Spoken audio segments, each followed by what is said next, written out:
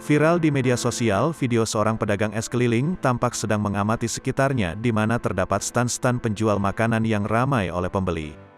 Video itu diunggah oleh akun TikTok @prajunior12 pada Rabu, tanggal 20 April tahun 2022.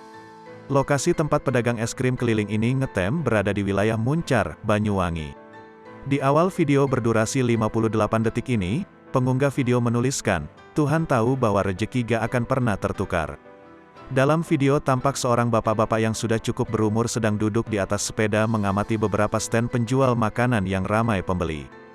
Di lokasi tempat penjual es tersebut berjualan memang terlihat beberapa stand penjual makanan yang sedang dikerumuni oleh pembeli.